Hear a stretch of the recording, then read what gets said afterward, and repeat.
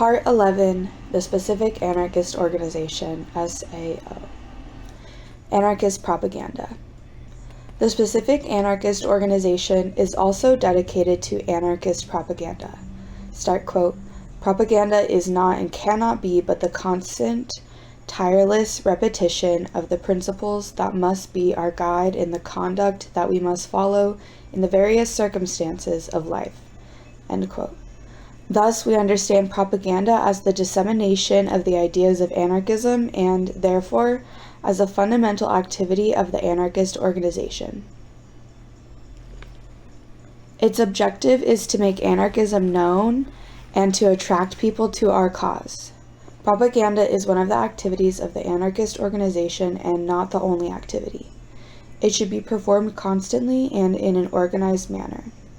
Start quote, the organization's propaganda must be done uninterruptedly, just as the propaganda of all the other postulates of the anarchist ideal, end quote. To have strength, propaganda needs to be performed constantly. Propaganda that is done once in a while is not enough to make anarchism known and much less to draw people in. Therefore, the first assertion that we make is that propaganda must be continuous. Besides this, propaganda should not be done in an isolated way since, like all uncoordinated activity, it lacks the desired strength. As we have seen, organization, understood as the coordination of forces for the realization of an objective, multiplies the result of individual work, and this also applies to propaganda. When we are organized, the result of our propaganda work, be it theoretical or practical propaganda, is multiplied and achieves results far superior to the simple sum of individual forces. Therefore, the second assertion that we make is that propaganda must be done in an organized way, because this multiplies its results. Start quote. Casual, isolated propaganda, which is often done to calm one's own conscience or simply to alleviate passion through discussion, does little or nothing. Under the conditions of inconsistency and misery in which the masses are to be found, with so many forces that oppose them, such propaganda is forgotten before its efforts can accumulate and have fertile results. The terrain is very ungrateful for seeds sown at random to germinate and take root. End quote. We argue that the specific anarchist organization utilizes any means that are at its disposal for the realization of this constant and organized propaganda. Firstly, with respect to the theoretical, educational, and/or cultural sphere, with the realization of courses, talks, debates, conferences, study groups, websites, email, theater, bulletins, newspapers, magazines, books, videos, music, libraries, public events, radio programs, television programs, libertarian schools, etc.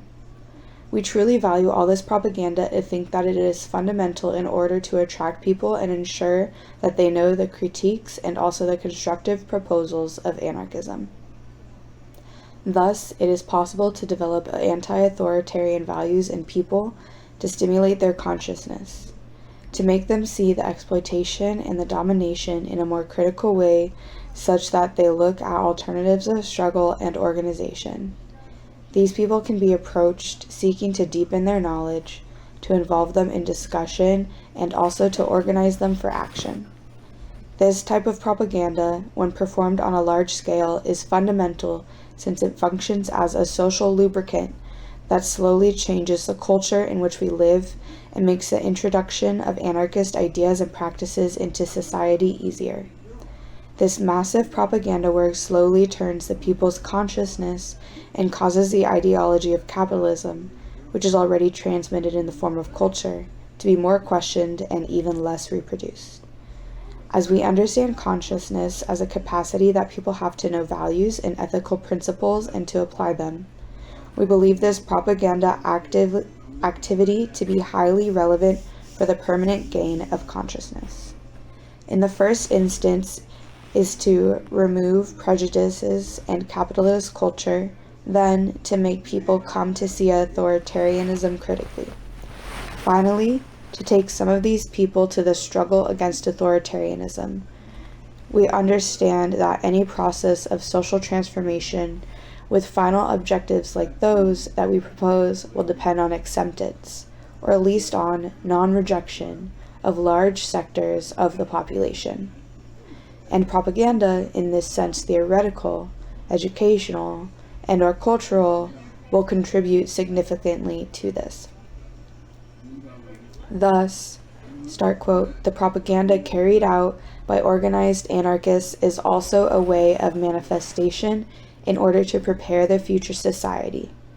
It is a collaboration in order to construct a way to influence the environment and to modify its conditions.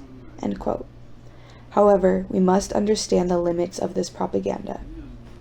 Propaganda with respect to this theoretical, educational, and or cultural sphere has as its principal objective to increase the level of consciousness.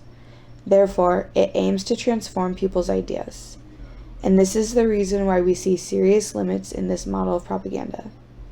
This gain in consciousness does not mean in any way that the exploitation and domination of capitalist society will tend to decrease. It also does not mean necessarily that people will go on to organize themselves in order to struggle. Today, the mainstream media and even the growth of the cities, community fragmentation, among other factors, make propaganda on a massive scale very difficult, and we must remember that even when there were no such difficulties and when anarchist propaganda was very strong, with permanently functioning cultural centers, newspapers with very high daily runs, social transformation was not guaranteed. Ultimately, we can consider that even with all the difficulties that exist for us to realize mass propaganda, the gain in consciousness does not necessarily mean organization and struggle, and neither the end or even a decrease of exploitation and domination. We could say that in a hypothetical situation in which everyone is conscious, nevertheless, we would continue to be exploited and dominated.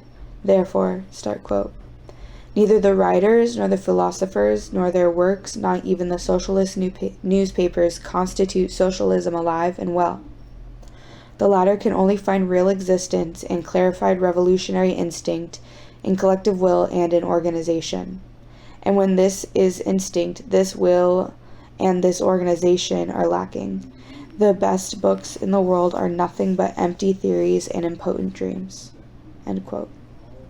For this reason, we hold that, besides the propaganda that takes place in the theoretical, educational, and or cultural sphere, we must also maintain, principally, propaganda that takes place in struggle and organization, that is, propaganda in social work aimed at social insertion.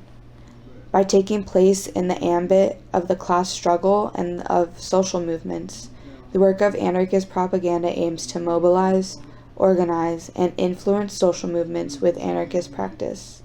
We remember insistently that the influence of movements by anarchism means seeking for them to have the characteristic that we stand for: force, class struggle perspective, combativeness, autonomy, direct action, direct democracy, and revolutionary perspective.